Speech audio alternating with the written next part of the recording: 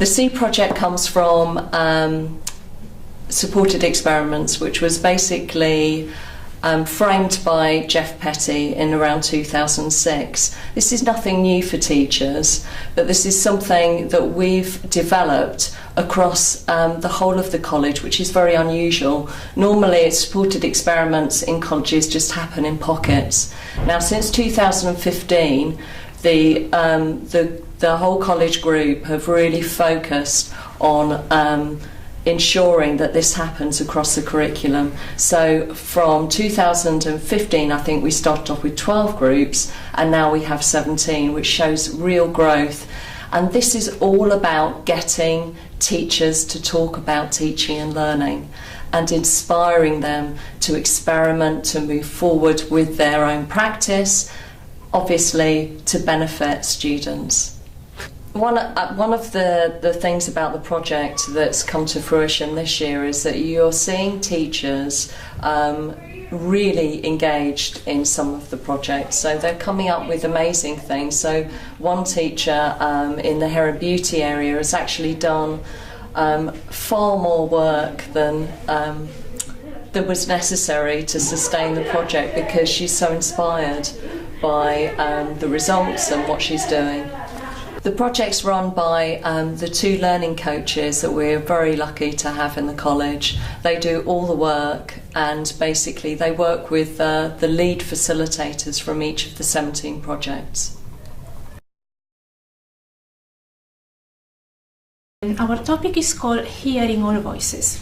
So the aim of the Hearing All Voices topic is to increase the participation of younger learners, 16 to 18-year-olds, both in the college and the local community. So the students have to first choose a topic, something that they're interested in, and then they research it and they take some sort of action to change things. So in the whole process, basically we expect them to develop communication skills, independent learning skills, negotiation skills. We started off doing practical sort of activities and games in the class, things like team building, working on communication, a lot of problem solving, but leaving it to the students to find their own way around the issues. The impact that we hope is that they actually make a difference to their community in a way. So the project will involve them actually not just choosing the topic, but moving forward with it and working together to find a solution or a vague solution to that problem. The project that my group, which is Denis and Bernard Lyons, have been working on is on behaviour management in ESOL 16 to 18 groups. I posed a question. I said, how could we learn more quickly? I didn't want to call it anything to do with behaviour. And they came up with lots of ideas on how not to waste time and all the things that wasted time. So they discussed this. And one person who was addicted to this suggested that mobile phones were a problem. We agreed, and at that time we agreed to take all the mobile phones in at the beginning of the lesson.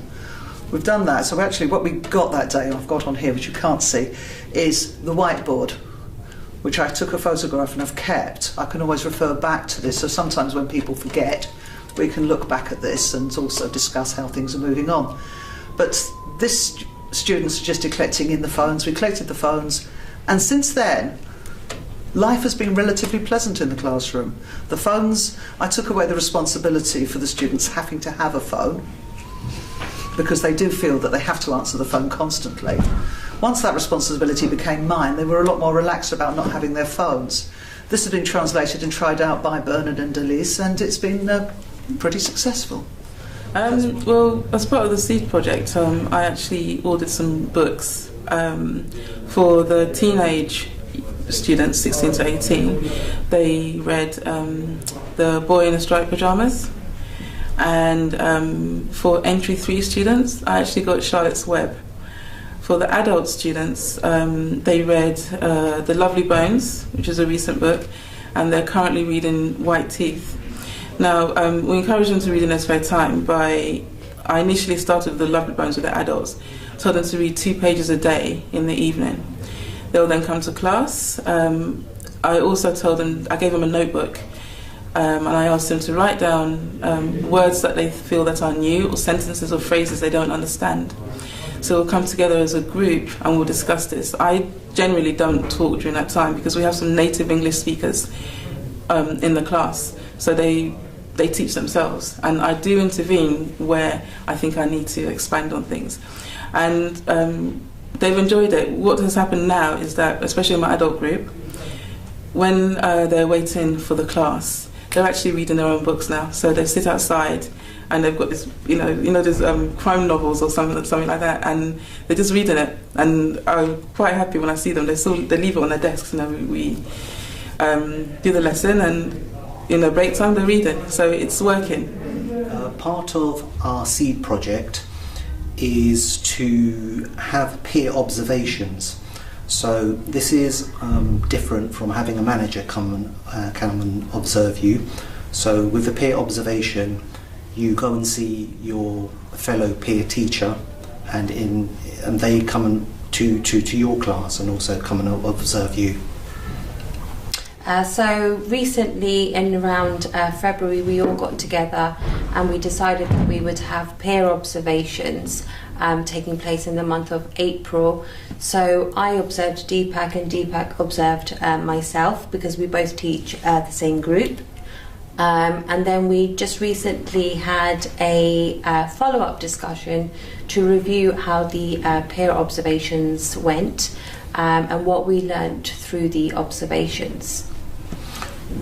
One of the things that we found really quite stimulating, actually, was that during the observations we saw students that we saw in our own classes act in a different way almost. So, for example, students that I see in my class as normally being quiet or not very vocal or not really taking part, when I went to Kanika's class, I actually saw them become a bit more vocal, react differently, and so this was quite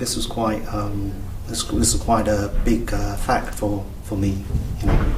It was also quite interesting because we managed to look at different strategies for teaching, managing different students. Obviously, we get students from different backgrounds with different language difficulties. So it was quite nice to adapt and take on different strategies. The Construction Seed project is now in its second year. The actual issue that we first started looking at was the problem with achievement rates for 16 to 18-year-old learners that were filled into part-time courses. So that could be carpentry, it could be painting and decorating, it could be plastering, it could be brickwork. So these young learners were with adults and apprentices, but they weren't achieving with the same success rates. So we knew there was something fundamentally wrong going on here. We wanted to look at the problem and address it and find a solution for it. Now, reflecting on our first action cycle, we noticed that there was a lack of team cohesion with these learners. They were spread out basically across different areas and didn't get together. So what we did, we managed to get a 2-hour tutorial this year for these students. They come in on a Thursday now from 10 till 12, and we've been really working closely with them to make sure that they achieve. A lot of the work we do is based around study skills, and I think that's really at the nub of the problem here. So we've been addressing that by having a really differentiated approach, individualised learning and personalised to each learner. The college is trying to achieve real excellence in teaching and learning for our learners. That ultimately is the goal. And in order to do that, we need to listen to learners, we need to look at what the issues are for learners, and then we need to develop projects which provide a real response to that.